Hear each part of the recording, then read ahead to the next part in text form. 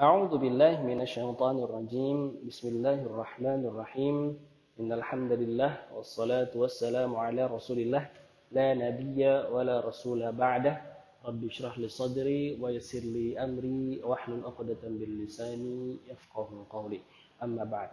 Alhamdulillah, para pendengar sekalian yang insya Allah semakin diberkahi hidupnya oleh Allah Subhanahu Wa Taala.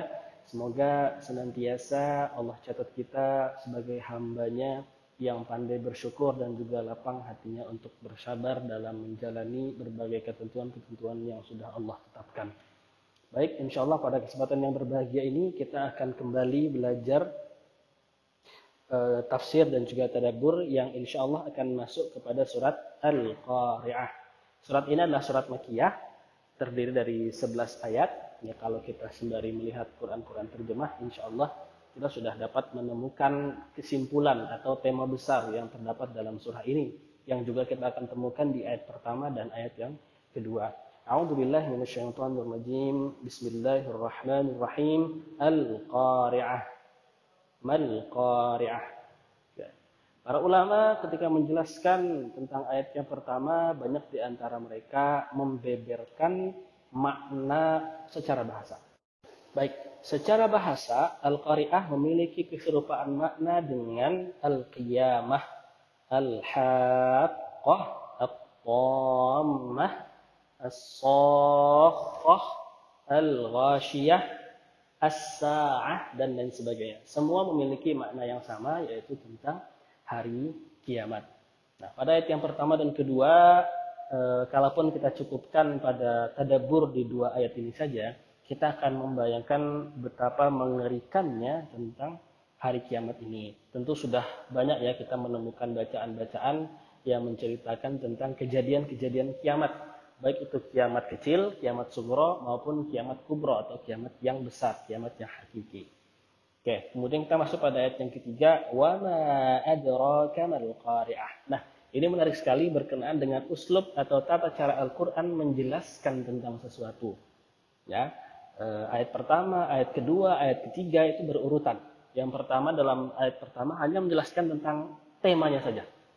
Jadi tidak ada penjelasan lebih, tidak ada 5W1H, barang siapa yang diantara pendengar yang pernah dalam jurnalistik ya, itu ada istilah 5W1H, mal qari'ah. Nah, kemudian masuk dalam sebuah pertanyaan. Apa itu hari kiamat? Kemudian masuk lagi ayat yang ketiga, wa ma adraka mal qari'ah, mengulang pertanyaan yang sama. Apakah engkau tahu apa yang dimaksud dengan al-qari'ah? Nah, inilah salah satu uslub Al-Quran yang bisa kita temukan di surat-surat yang tergolong pendek ya, di juz 30, kemudian di juz 29 juga ada. Tetapi pada intinya adalah uslub Al-Quran ini menjadi penegasan sehingga kita makin curious, makin penasaran dengan apa yang dimaksud dengan tema yang dibawa oleh Al-Quran. Padahal pada bab ini kita masuk dalam surat Al-Qari'ah. Kemudian dijelaskan pada ayat yang keempat, yauma yakunun nasu kal farashil mabthus. Nah, hebatnya Allah menjelaskan tentang Al-Qari'ah. Allah tidak serta-merta menjelaskan tentang letterlek makna dari kiamat itu sendiri. Tetapi langsung menjelaskan tentang kejadiannya. Menjelaskan tentang gambaran peristiwanya. Sehingga dalam otak kita tidak lagi membutuhkan proses-proses tertentu untuk memahami maksudnya. Tetapi sudah sangat-sangat jelas dapat dipahami dengan penggambaran yang disampaikan oleh Al-Quran.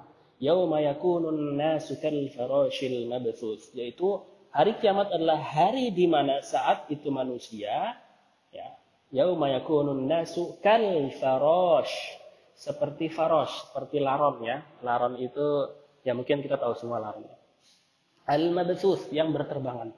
Jadi penggambarannya adalah kita tahu laron itu dia terbang, tidak seperti kita manusia yang berjalan menginjakkan kaki di muka bumi. Berarti saat hari kiamat itu, keadaan kita adalah serupa dengan laron yang berterbangan. Artinya kaki kita tidak menapak di tanah. Keadaannya sangat luar biasa. Itu gambaran biasa saja dalam pikiran kita. Kita akan mendapatkan bayangan bahwa saat itu manusia tidak menginjakkan kakinya di bumi, melainkan berterbangan. Artinya ada sebuah keadaan yang di luar logika manusia mungkin saat ini ya.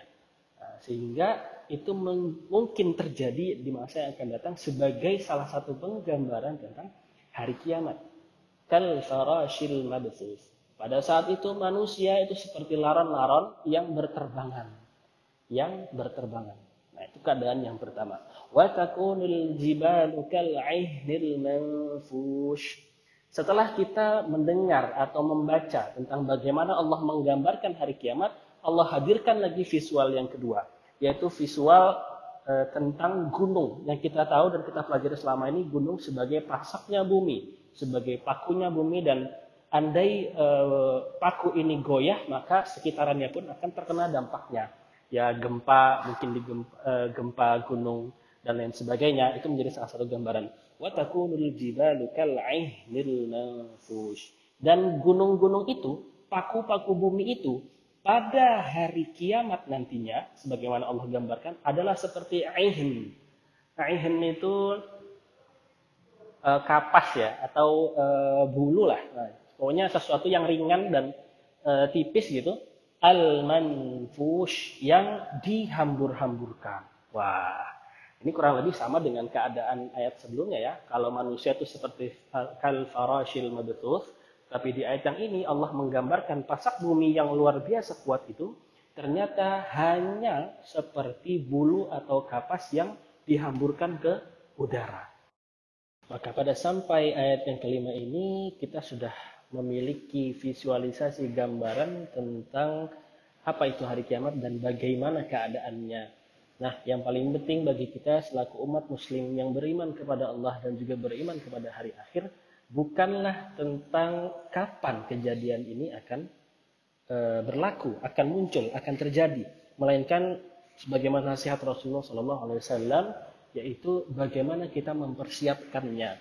Mungkin bisa jadi hari ini atau dalam kehidupan kita sampai nanti mungkin umur 63 dan meninggal dan sebagainya, kita tidak merasakannya. Namun anak cucu kita yang akan nanti merasakannya. Nah, para pendengar sekalian, mudah-mudahan dari ayat 1 sampai dengan ayat kelima ini kita dapat merefresh lagi akal dan hati kita tentang bagaimana Allah menggambarkan hari yang mengerikan ini.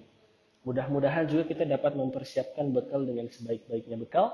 Tentu saja wa khairuz zadi zadi taqwa. Yang paling penting adalah bekalnya takwa kepada Allah. Apa itu takwa? Sudah kita bahas kemarin, yaitu bisa bermakna takut dan juga bisa bermakna patuh kepada perintah Allah dan juga Rasulnya. Maka mudah-mudahan banyak hikmah yang dapat kita ambil pada 5 ayat pertama surat Al-Qari'ah. Mudah-mudahan juga visualisasi kita, gambaran kita menjadi kian sempurna sehingga kita dapat berhati-hati dalam hidup ya, dalam menjalani hidup di bumi Allah Subhanahu wa taala. Mungkin ini yang dapat disampaikan, kurang lebihnya mohon maaf. Mudah-mudahan kita dapat melanjutkan lagi di pertemuan berikutnya. Billahi taufiq wal hidayah. Assalamualaikum warahmatullahi wabarakatuh.